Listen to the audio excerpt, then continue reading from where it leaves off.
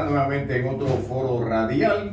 En esta ocasión vamos a hablar de sociología y soberanía nacional. A veces son como unos temas un poco, los títulos un poco así como rimbombantes, no, tiene que ver mucho con el tema actual que estamos viviendo. Agradeciendo a Temi Molina, Ricardo González, que van a estar en la parte del control master computarizado. Tenemos acá en la mesa principal a nuestra amiga, ¿cómo es que es su nombre? Dana, en redes sociales, haciéndole acá a redes sociales al distinguido profesor y compañero aquí en la Universidad de Panamá, José Clemente Lazo, que es director del Departamento de Sociología. ¿Y por qué lo hemos invitado? Bueno, porque en el tema, y fuera del micrófono, conversábamos un poco sobre lo que hace Donald Trump, porque lo que dice el presidente de los Estados Unidos, a nosotros acá quedamos como resentidos, pero hasta por 2 y 3 días, buscando que alguien diga, bueno, y que alguien le responda. Obviamente, responderle, yo decía en el servicio informativo, responderle a un presidente medio loco o loco total y con poder, como que bueno, él dirá quién me está criticando, quién está solicitando atención. Pero lo cierto, profesor, que toda esa vorágine de comunicación falsa por parte de Trump, y por ahí también el mismo jefe de la diplomacia de él, Marco Rubio, en sociología eso afecta a la gente. Si la gente no maneja información, muchas personas pueden llegar al punto de decir, bueno, ya nos van a invadir, ya llegaron los gringos aquí, ya los vieron en los puertos, los famosos puertos de esos que se que ven chinos por río, por abajo. Buenos días, profesor, buenas tardes, saludos cordiales y gracias por aceptar la invitación, profesor. Bueno, gracias a ti por invitarnos siempre a estos eventos que en alguna medida nos permiten a nosotros hacer docencia nacional y hacer análisis desde nuestra perspectiva, que es la sociológica, ¿no? Te agradezco mucho. Yo creo que sí, las preocupaciones son sumamente importantes en el país, pero creo que para hacer los análisis respectivos debemos tomarlas por las partes para efecto de decir qué es lo que ocurre. Por ejemplo, el evento Trump. ¿Qué es el evento Trump como tal en el mundo? Es un fenómeno. Por supuesto, hay un montón de libros del trumpismo, el populismo. Son elementos que existen principalmente en diferentes momentos de la historia y que en algún momento están confluyendo en este momento como tal y que efectivamente, como te decía fuera de micrófono, genera una especie de peligros dentro del mundo como tal por la preponderancia que tiene Trump siendo presidente de los Estados Unidos. Hay un evento que muchos especialistas dicen, en efecto, hay una crisis de hegemonía del imperio. Cuando hablamos de crisis de hegemonía del imperio, estamos diciendo que la preponderancia, fuerza, persistencia y vigencia de los Estados Unidos como aquel que ordenaba los elementos geopolíticos del mundo se ve en crisis en este instante. Es decir, han perdido poder, han perdido hegemonía como tal. Cosa que en efecto en la geopolítica mundial se coincide precisamente que una preponderancia en términos económicos principalmente lo tiene China como tal. Aunque Estados Unidos se dedicó, quizás en la última década, a hacer lo que siempre hace, ¿no? A entrar a los países de manera militar, pero los elementos económicos que dominan un sistema capitalista o el sistema mundo como tal hoy, se ven precisamente precisados ahora por China como un elemento general. Pero China le ha ganado la carrera en temas económicos. Por supuesto, y ya en la estrategia de desarrollo, principalmente con la llamada Ruta de la Seda, ha traído una especie de integración importante entre algunos bloques económicos, déjame decir la BRICS, en este caso, que está generando mayor fuerza que lo que era la hegemonía económica anterior de Estados Unidos. Entonces, pero esto es un hecho que está ocurriendo como tal hace mucho rato y que Biden pudo haberse dado cuenta en su momento o en la primera administración de Trump también, o la visión de Obama, entendiéndolo como tal. Pero lo que hace peligroso en este caso que ese elemento geopolítico se combina con radicalismos ideológicos que en algún momento pensamos que habían sido superados, hablemoslo claro, fascismo de mediados del siglo pasado, en donde el discurso de derecha como tal, de una derecha extrema, fundamentada principalmente en elementos de desigualdad, de exclusión, una derecha extrema que en el tiempo de Hitler era efectivamente racista. Una derecha de superpoderes. Sí, de la raza superior, de la desigualdad como tal. Cobra un elemento de fuerza en el contexto que ya te hemos dicho de crisis hegemónica, que eleva el peligro precisamente de lo que ocurre en el mundo como tal. Hace unos días tuvimos una especie de cumbre de la derecha extrema en España, en donde el presidente de Hungría decía, pensamos que nos habían dicho que nosotros no volvíamos. O sea, un discurso bastante facho, como le llamamos, radical, en tanto la propuesta de una derecha extrema que llevó al mundo a una crisis de la Segunda Guerra Mundial y que en efecto produce precisamente exclusión, persecución, como está ocurriendo principalmente en el Estados Unidos, porque el dicho siempre es: queremos hacer grande América, le dice Trump, que América somos todos los que estamos aquí, Estados Unidos. Alguien puede sentirse complacido, claro, me van a hacer grande, pero que Trump dice América, pero la de él. Habla de él. América para los americanos, claro, como lo establecía la doctrina Monroe, pero los americanos del norte. Entonces, en ese sentido aparece eso, pero van apareciendo otras derechas extremas, está la de Milei en Argentina, y están apareciendo esos elementos que tienen preponderancia importante en los países europeos. Ahora, ¿pero qué pasa con la población que no entiende que esto es la réplica de elementos históricos que vivimos el siglo pasado? ¿Por qué no se percibe? ¿Por qué no se entiende como tal? El enemigo anterior del fascismo eran los judíos, los gitanos, los homosexuales, etcétera. Ese era el enemigo como tal de esa derecha extrema hitleriana en el siglo pasado. Hoy tenemos muy parecidos los elementos del discurso que se repiten. Ahora el enemigo son los migrantes. Hombre, entonces genera una persecución. Ahora los acuerdos que vino a hacer Rubio a los países que visitó ha sacado que cada uno tenga algunos centros para recibir migrantes, muy parecido a los centros de concentración para recibir judíos. Sí, pareciera que la historia se está repitiendo, ¿no? Por supuesto. Entonces, tenemos y colaboramos con ciertos elementos que pareciera pasar desapercibidos en parte de la población, y ahí entran elementos que conversábamos que tenían que ver directamente con el tema educativo. Profesor, pero sociológicamente, ¿eso afecta a la población panameña? ¿Usted cómo percibe, cómo lo percibe? Hombre, mira, es que precisamente eso es lo que pensamos, claro. En la población panameña hoy pasa precisamente lo que en la población mundial. Parece que hay un olvido con respecto a los eventos del pasado, producidos precisamente por un sistema educativo que lo que hace en alguna medida es deformar a las personas en términos humanísticos. Es decir, estamos formando para un mercado, estamos formando para producir riqueza, estamos formando para consumir, estamos formando porque queremos un carro, queremos una casa, que no está mal precisamente, pero eso no es la dimensión educativa como tal. Ideales no hay muchos. Por supuesto, temas como identidad nacional, claro. Temas como las formas de crear pensamiento, el tema de la filosofía que te enseña a pensar como tal, pareciera no ser importante. Temas como el pensamiento crítico, participación ciudadana, porque si yo tengo una población que no participa, los gobernantes hacen lo que quieran. Imagínense, profesor, que incluso empezando la situación con Donald Trump, por ahí usted ve en redes sociales que dice: se van a activar los batallones de la dignidad, se van a activar los codepares, ¿no? Que parece mentira, pero eso de alguna manera la gente percibe: hey, vamos para la guerra, se reactivó ¿cómo le llaman esto? Los reservistas. Entonces uno dice, bueno, pero ¿hacia dónde está la población captando el mensaje?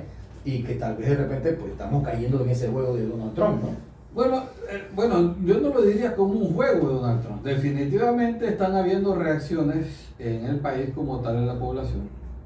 Reacciones que a veces yo trato de separar los argumentos académicos como tal de los argumentos personales, pero a veces en esta coyuntura es muy difícil separarlo. Sí. Porque al final, cuando tú tienes identidad nacional, cuando tú amas a tu país como tal, y ves estas situaciones en alguna medida, es muy difícil que no aparezcan subjetividades en las aseveraciones. Entonces, tenemos poblaciones que, dado el vacío de conocimiento, dado el vacío que se ha generado quizás en 2 generaciones como tal, no tienen una identidad y reaccionan con mensajes como, por ejemplo, que venga Trump si a mí no me toca nada el canal, que se lo lleve el canal como tal. Tonteras como esa. Por supuesto, cuando hay toda una historia que al final ofende a quienes dieron la sangre en este país porque esa bandera está ondeando allí.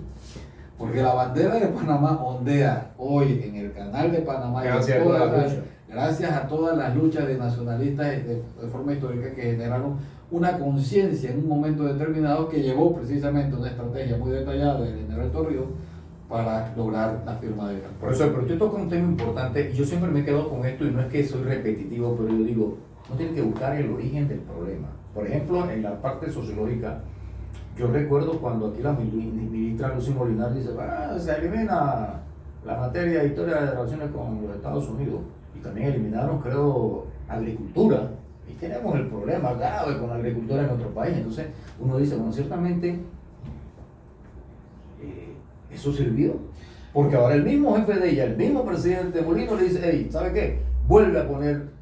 Y paradójicamente, quien la quita tiene que volver a poner. Sí, pero lo pone cuando la coyuntura lo llama. Claro, no sí. porque tenía conocimiento de que era importante como tal. Entonces, somos pura reacción. Ahora, eso es una falacia porque la asignatura estaba y la reivindicación de esa asignatura se hizo en el gobierno cuando Lucy Molinar estuvo y que la universidad, junto con los profesores de secundaria, fueron a la asamblea. Todavía recuerdo que la decana de la Facultad de Humanidades en ese tiempo era Carmen Guadalupe Córdoba, y Carmen Guadalupe Córdoba estuvo en la Asamblea de Diputados junto con muchos profesores defendiendo de que se pusiera la asignatura de Relaciones de Panamá. Nos falta civismo en la escuela, porque fue otra materia que desapareció. Hombre, por supuesto que sí, pero eso te indica a ti que tenemos una educación al servicio del mercado y no al servicio de planes de desarrollo nacional, de generar un panameño, cuando hablo de panameño, incluyo las panameñas, panameñas, que tenga esa visión o doble dimensión en tanto identidad nacional, en tanto humanismo, en tanto formas de pensamiento. Lo hemos reemplazado, como estamos respondiendo solamente al mercado, estamos reemplazando todas estas asignaturas por ventas, por marketing, porque no está mal porque es parte de los oficios como tal, pero tú no puedes generar solamente ese tipo de contenido en un individuo cuando realmente necesitas desarrollar mejor individuo. Esto lo decía Herbert Marcuse a mediados del siglo pasado con un libro que se llama El hombre unidimensional. Un individuo en una sola dimensión, producción, consumo, prácticamente un ciclo. Robots, mi amigo, robots que están hechos para producir riquezas y consumir porque eso es lo que el mercado establece. Profesor, aquí buscando un poco, porque el tema es sociología y soberanía, nos aparece pues, en Google obviamente, la soberanía nacional es el poder que tiene un Estado para gobernar su territorio y tomar decisiones sobre sus asuntos internos y externos. Es un principio fundamental del derecho internacional, pero eso no lo entendemos todos los panameños. Yo decía que, en efecto, o sea, agarramos el concepto como definición como tal, eso sería, pero realmente, ¿cuánto realmente sucede eso en el ejercicio de nuestra soberanía como tal?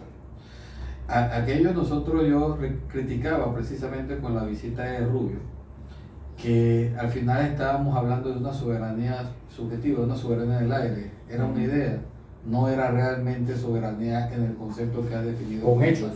Exacto, soberanía de hechos, que daba mucho que decir, cuando al final veíamos lo que ocurrió precisamente con la visita de Rubio.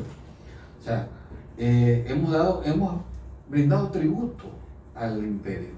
Hemos entregado parte de nosotros y se nos ha querido explicar de una manera que creo que por lo menos a mí no me engaña, de que la decisión que se toma en la ruptura del acuerdo de la ruta de la seda con China hizo antes de que viniera la visita. Eso no se lo cree nadie.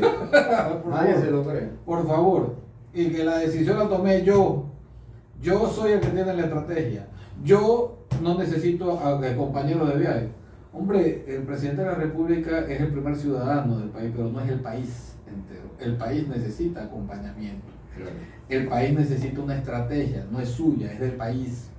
Es del país y tenemos que estar enterados. Hombre, si no, nosotros no somos borregos en un corral. No, y mal alumno resultaría el presidente de la República porque quien logra el movimiento para la firma de los tratados de Omar Torrijos de Herrera y se tuvo que alinear con todos los países, amigos, no enemigos, tendencia, no tendencia.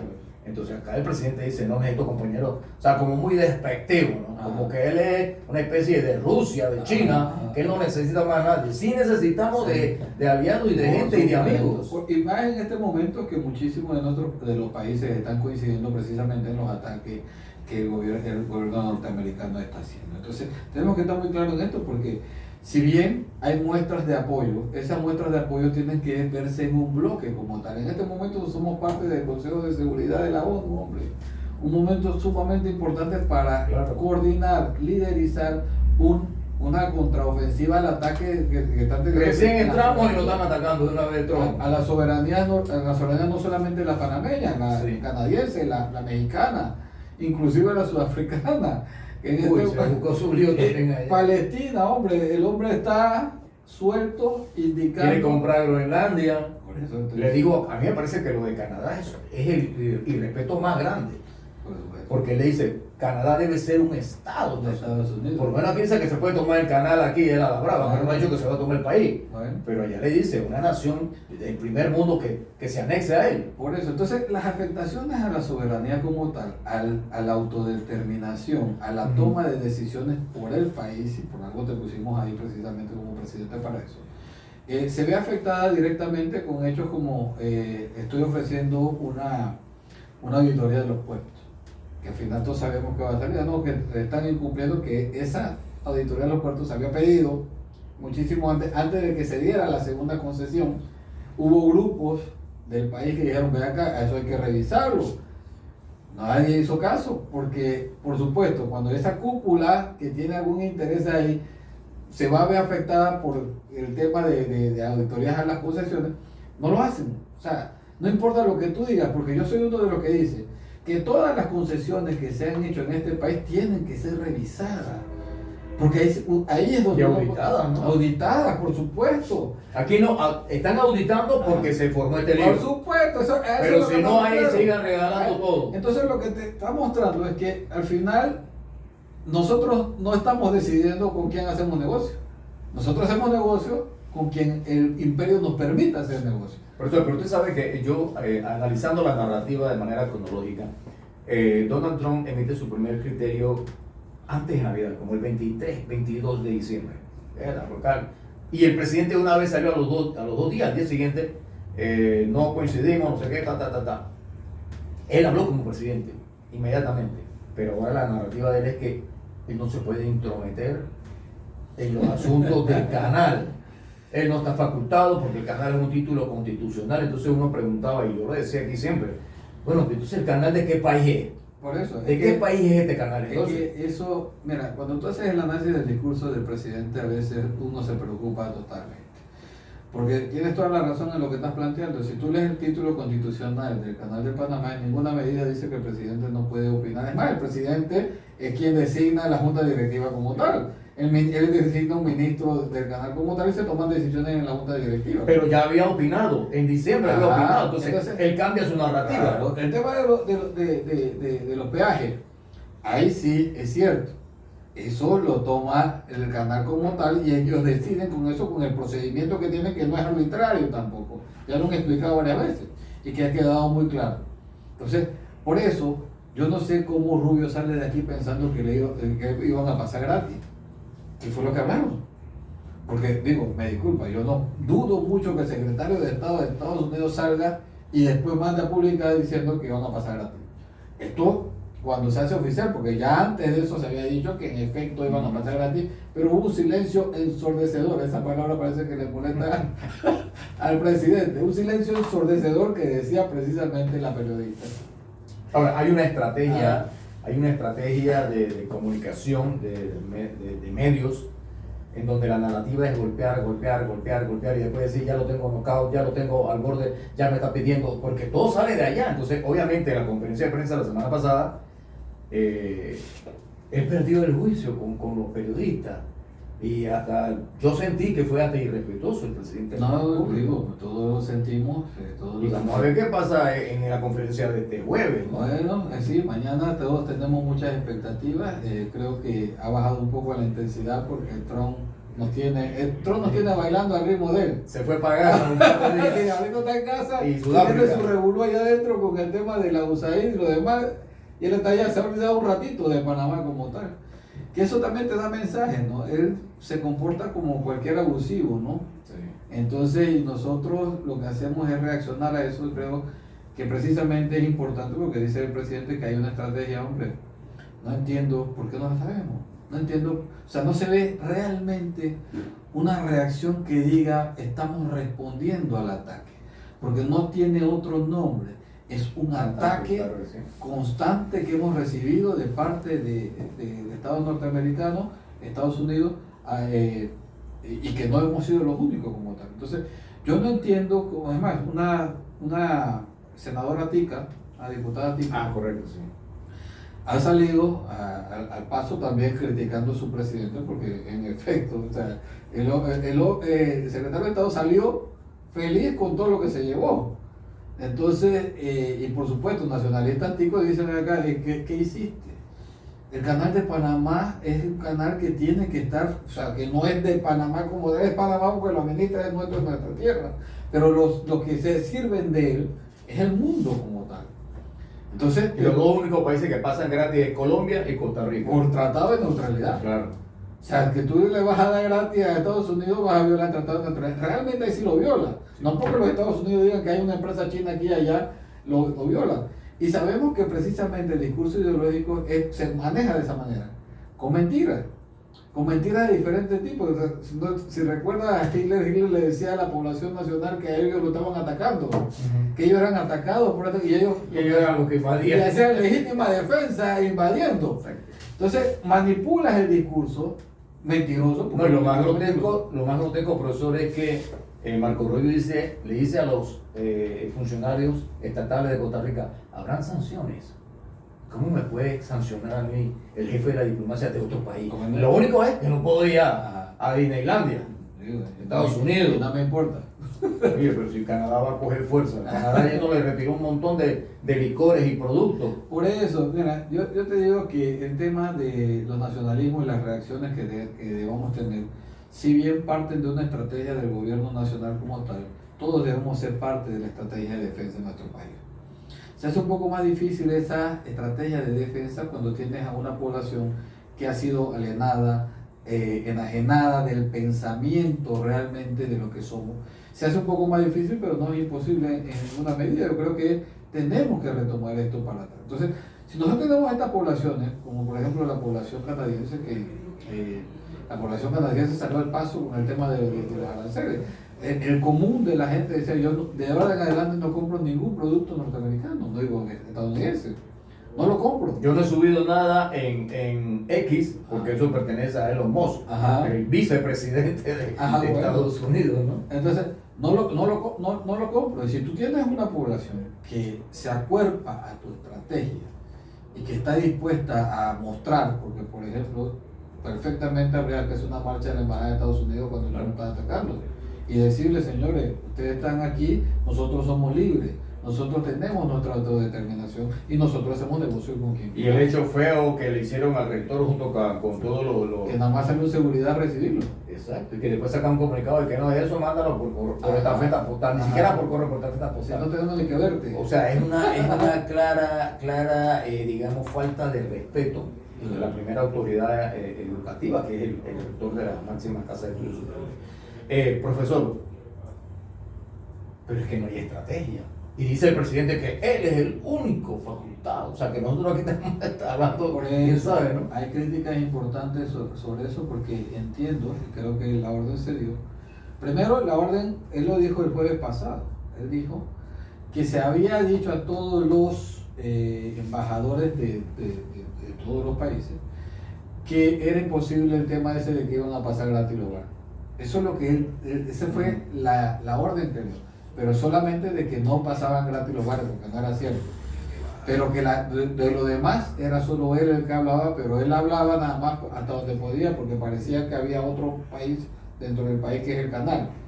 Como que en pocas palabras, si el administrador dice yo no sé, eso no funciona de esa manera, hombre. Entonces, y los gestos también como un poco, estás preguntando cosas que es obvio, yo no puedo meter. Pero como no, si tú eres el presidente de este país, el canal está en Panamá. Por supuesto, y el tema de la vulnerabilidad de la soberanía también ha aparecido en el discurso del presidente Molino, porque por ejemplo cuando le hacen la aseveración al tema de China y él dice así, el problema que tenemos aquí, no le han preguntado a quién realmente, porque hoy tenemos este problema por ese personaje que le vayan a preguntar. Por Varela.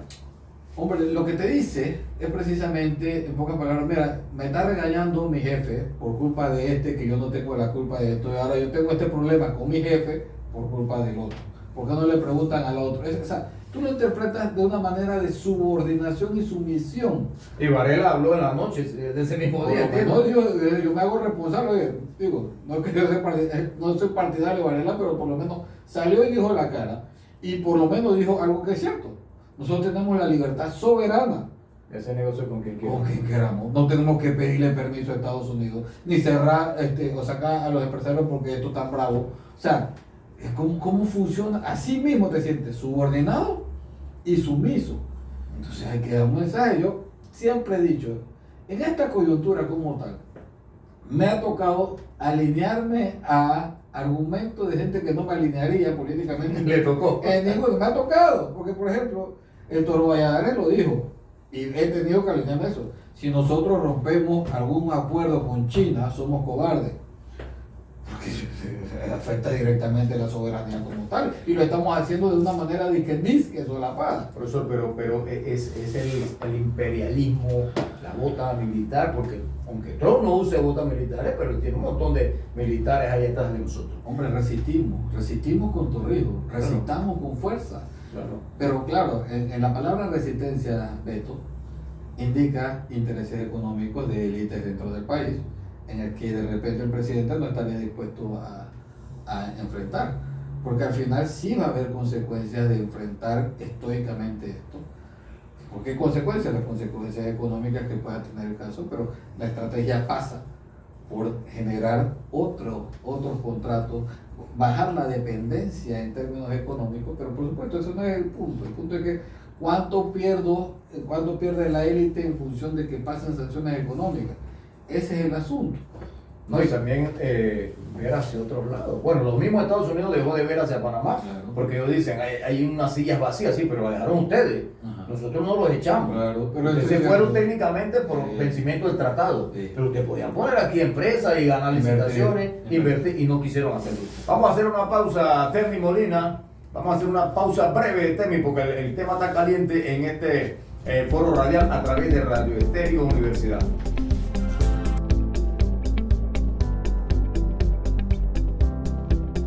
Gracias, Termi. Es que surgen cosas de momento, Termi, tú sabes, ¿no? Surgen informaciones aquí en la mesa de trabajo de Radio Estéreo Universidad.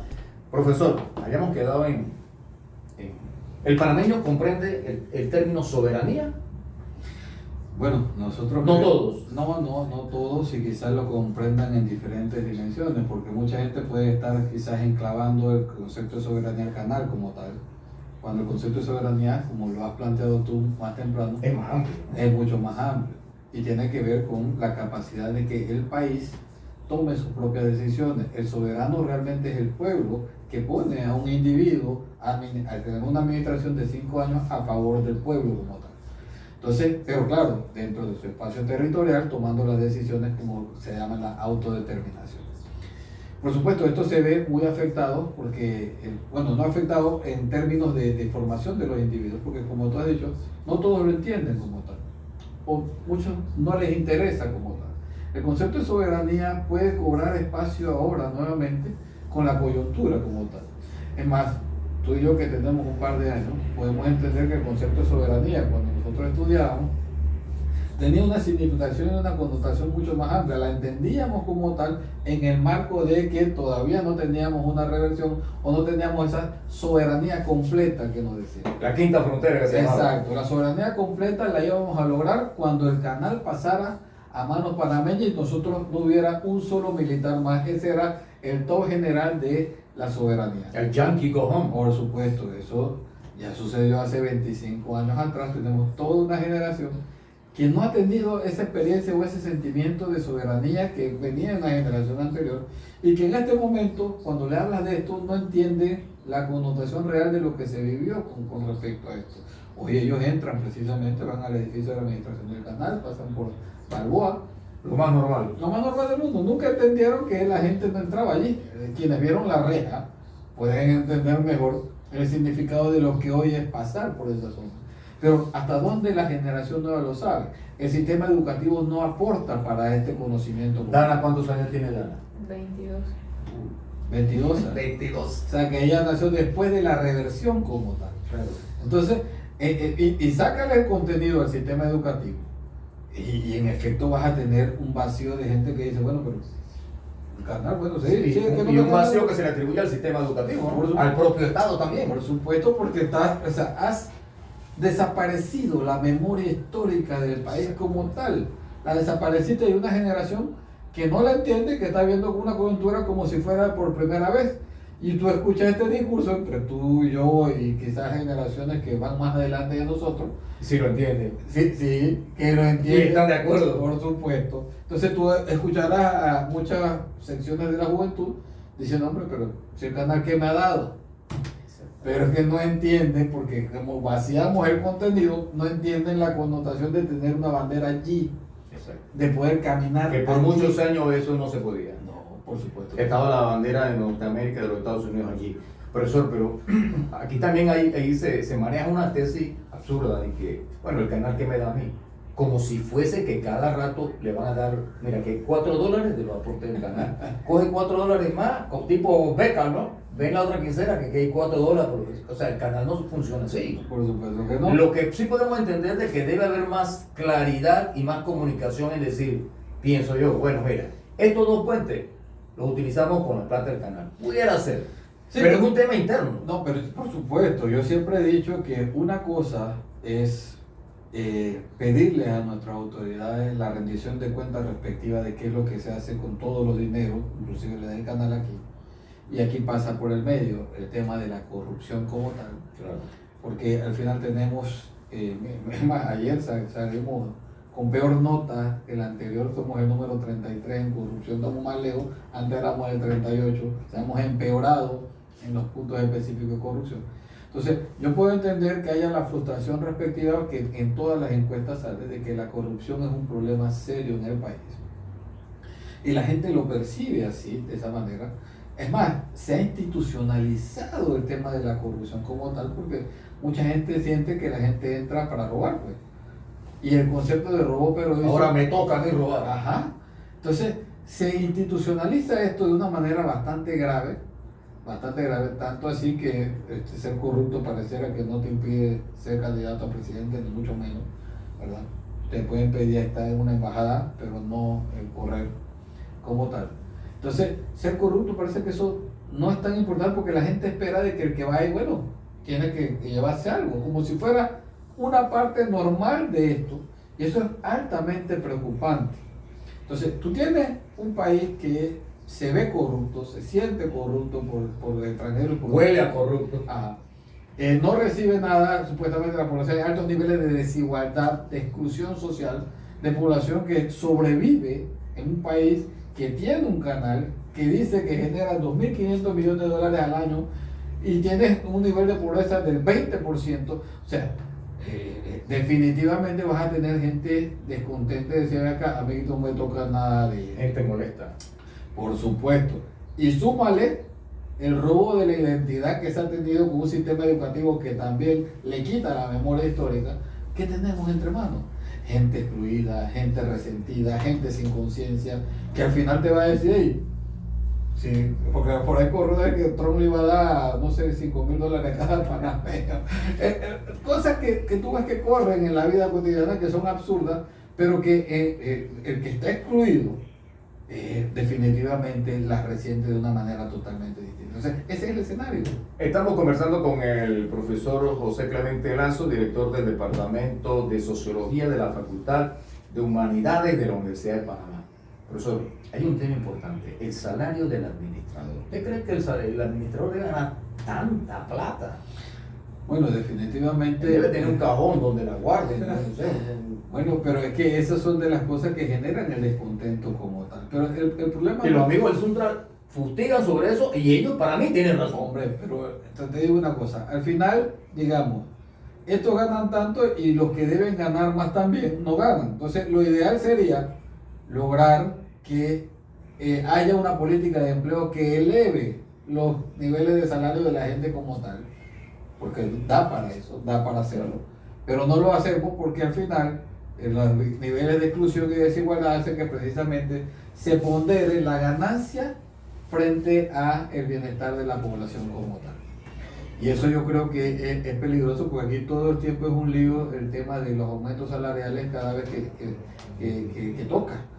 Entonces se está ganando porque aquí por lo menos William Hughes lo ha planteado, que antes ustedes pueden decir que el salario rendía 40% más de lo que rinde hoy. Sí. Ya no. Entonces tenemos un país que es caro, porque Panamá es caro, definitivamente, y tenemos salarios que se mantienen más o menos homogéneos a través del tiempo, generando menor poder de compra, menor bienestar a las poblaciones. Yo recuerdo, profesor, que hace tal vez por ahí unos 10 o 15 años, todo el mundo quería trabajar en la ACP, en la Autoridad del Canal. Claro. Todo el mundo quería ya tirar cable, porque había un billetón ahí. Así es. Pero esa perspectiva pues ha bajado un poco, pero yo siento, profesor, que sí tenemos internamente como país mejorar ese desequilibrio. Bueno, el administrador del canal muy inteligente y todo, pero para mí ese hombre está ganando unos $8,000. Si usted me dice 8,000, hasta 10,000, pero ganar la cantidad de dinero que ese señor gana, entonces la gente dice, bueno, ¿cómo cataloga? Entonces viene digamos, el enigma. Lo que pasa es que esa es una empresa que está catalogada en las top empresas, sí. Así. Pero no podemos fijarnos en lo que hacen otros países. Si allá en Alemania el director de una escuela gana $15,000, ese allá en Alemania. No puede ser aquí en Panamá. Yo creo que hay que hacer una revisión clara del tema de los salarios, pero no para... Yo soy contrario a decir que para bajar el salario a nadie. Subamos el salario de la población, claro, que lo necesita como tal. Ahora, yo creo que habría que ver la evaluación del desempeño como tal en cada uno de estos empleados del canal. Ayer precisamente hay 3 nuevos nombrados en la junta del canal. Que yo no aparecí por ningún lado. Yo también quiero ser. Por eso yo lo que te iba a decir, yo también quiero ser, pero ¿cómo hago? Porque no soy la Torraca, no soy Arias. O sea, ¿qué hacemos? El único que está ahí es... No le vaya a dar tampoco. Tampoco. Entonces, sí, ese es lo más triste. Entonces, ¿cómo se hace para estar allí, hombre? ¿Cómo se hace para que haya gente que realmente defienda los intereses del país, los intereses del canal y no los intereses particulares de una élite? ¿Cómo se hace? Profesor, entremos un poco a ver el escenario internacional. Donald Trump lacera la soberanía del país que aparece en su boca. Él es para lacerar la soberanía. Llámese Gaza, llámese Colombia, México. A México le ha dicho un narcogobierno, un narcoestado. Son palabras gruesas. Sí, total. Entonces el tipo está un poco traumado, profesor, y esto es peligroso. Usted decía fuera del micrófono que el problema con este señor donde se moleste más no puede invadir.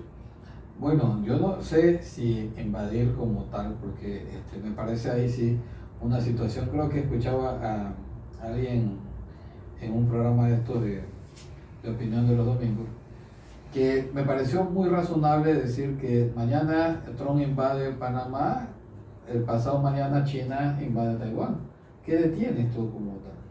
Yo creo que él puede estar loco, pero la locura no le llevará hasta saber o generar un conflicto mayor en términos mundiales, pienso yo.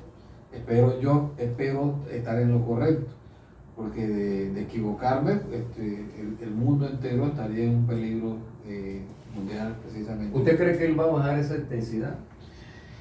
Yo creo que él ofende, ataca. Su guerra es con los aranceles principalmente, los castigos son con los aranceles. Pero en términos militares yo creo que sí hay un paso bastante grande entre eso y lo otro. Que definitivamente, sí, el peligro inminente ya no son guerras que se peleaban como antes. Estamos hablando de daños bastante amplios al mundo como tal. Entonces yo sí dudaría mucho de que hubiera acciones de ese tipo a mayor grado. Pero igual, el tema es que hay muchos elementos con los que Trump cuenta que pueden hacer daño económico principalmente y tratar de someter con los bloqueos económicos, etcétera, a las poblaciones como tal. Por eso es que es tan importante el tema de la estrategia. Porque yo no sé, o sea, dicen que no tener estrategia también es una estrategia. De repente eso es lo que estamos... Como el arte de la guerra, ¿no? El arte de la guerra es dejar que todas las cosas pasen, supuestamente, ¿no? Entonces, si eso es así, yo me siento muy preocupado por el país como tal, precisamente, como te dije, molesto también porque como panameño consciente, nacionalista, con una identidad, me molesta mucho. O sea, una de las imágenes que molesta y que te puedo decir que me dolió de forma personal es ver Trump cuando pone que ponga el canal de Estados Unidos y pone la imagen de la bandera norteamericana. Quienes entendemos eso, molesta realmente. Claro. Molesta realmente. Entra en la psiqui de la población, ¿no? Por supuesto, entonces uno lo que quiere es reaccionar y decir no, el canal es de los panameños. Bueno, en ese momento el presidente Molino mandó a poner cuatro banderas en cada extremo del Puente de las Américas. Hasta ahí él respondía como presidente. Ya después se abstuvo de ser presidente de una estructura llamada Canal de Panamá. Sí, creo que él ha tenido destellos que en alguna medida quienes estamos sintiendo este asunto nos ha agradado en cierto punto, pero después los deshace. Por eso digo que hubo como otro léxico ahí fuera de... El último destello esto de nacionalismo fue cuando él dijo: nosotros no podemos negociar bajo falsedades. Entonces, es una palabra fuerte para un presidente que lo diga frente a lo que se habló. ¿Usted considera que él se siente presionado, Molino? Yo creo que sí, presionado por diferentes grupos como tal, porque yo creo que el tema económico es el que preocupa más con respecto a las consecuencias que podamos tener frente a las medidas que pueda tomar Trump. En pocas palabras, hay grupos particulares, me parece, desde mi perspectiva, no es que estoy hablando en este caso como un hecho como tal, pero de mi perspectiva parece que el miedo fundamental a reaccionar está vinculado principalmente a las consecuencias económicas que puedan generarse de una reacción del gobierno para no decir no o ser más firme. Yo creo que ahí es el detalle real del caso. Entonces, porque lo que tenemos que entender todos los actores, que a la hora de decir vamos a defender este canal como tal, se van a generar consecuencias que van a reaccionar de parte del gobierno de Estados Unidos y que nosotros tenemos que tener la capacidad de soportar, de sacrificar, porque tu país lo requiere. ¿Hasta dónde los grupos estarán dispuestos a sacrificar intereses económicos para defender el país como tal? Es lo que me da miedo pensar.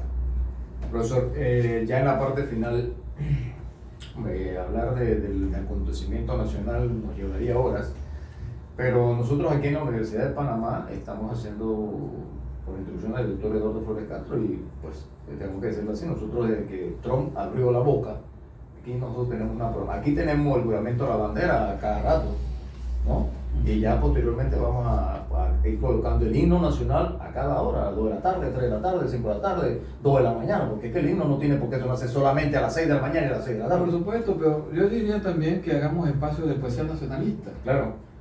Que se ha perdido totalmente del sistema educativo. En español los niños aprendían poesía nacionalista, la patria, la soberanía, el país. Exacto. Desapareció de esto. Recuperemos, y yo creo que es totalmente atinada la política que ha establecido el rector, como me acabas de decir, porque nos toca como institución ir llegando a las mentes de la psique de las personas para que vayan entendiendo o recordando aquello o por primera vez sabiendo generaciones nuevas de lo que realmente ocurrió y por qué estamos aquí como tal.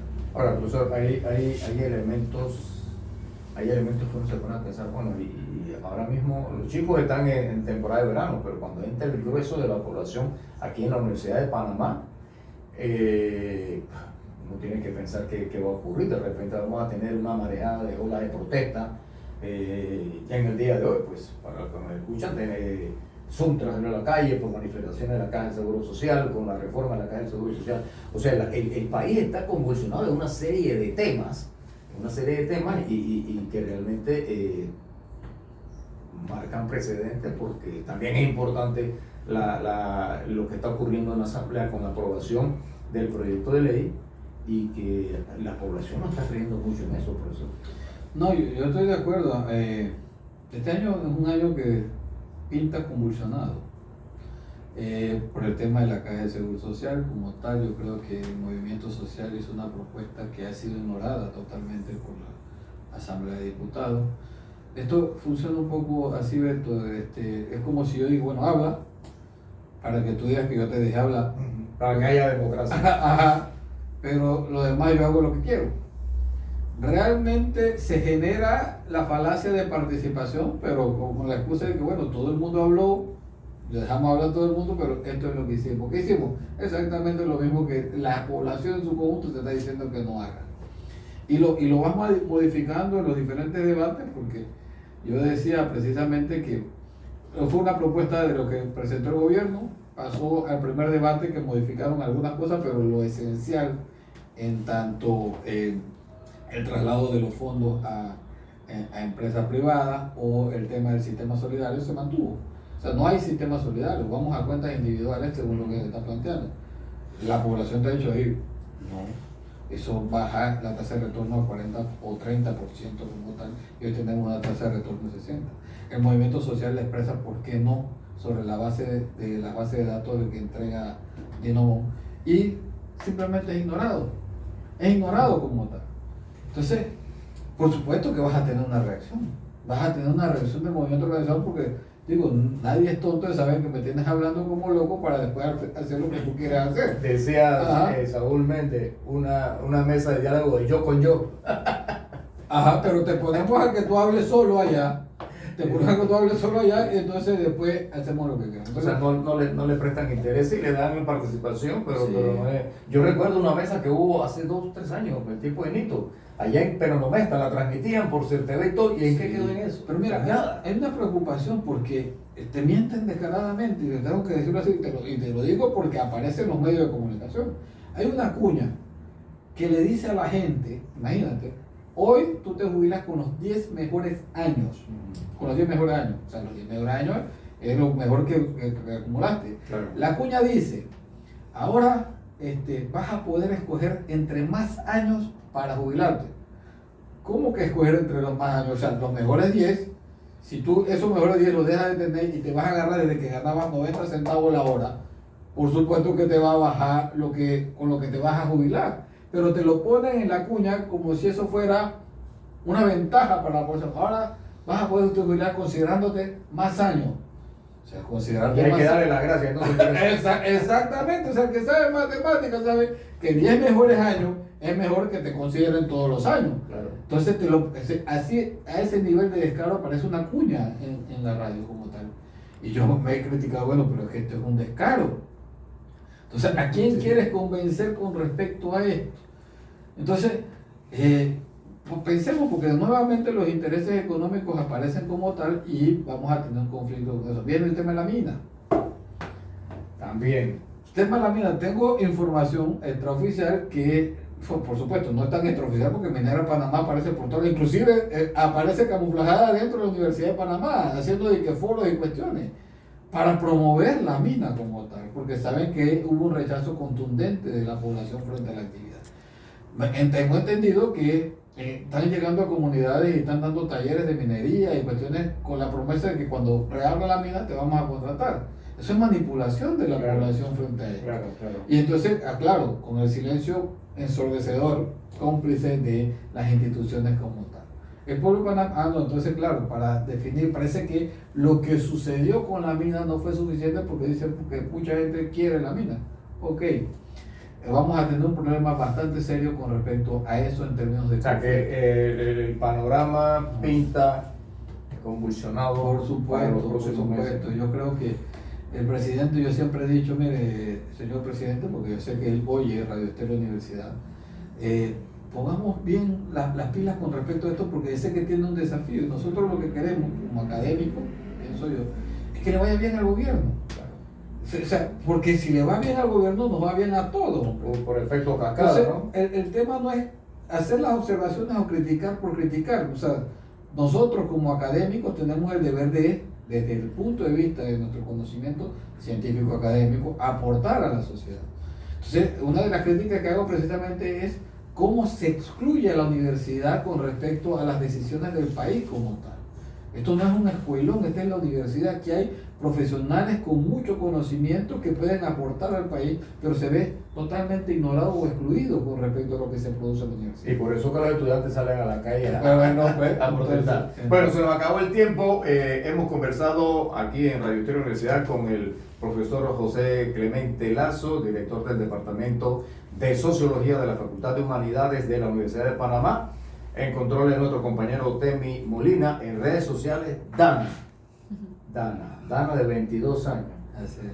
Todavía no vio el tema ese de los Estudiante de la quinta diseño frontera. gráfico de nuestra universidad que está haciendo la labor social con nosotros. Un amigo y servidor de Cruz le dice gracias por estar en sintonía de la emisora más patriótica de Panamá. Gracias.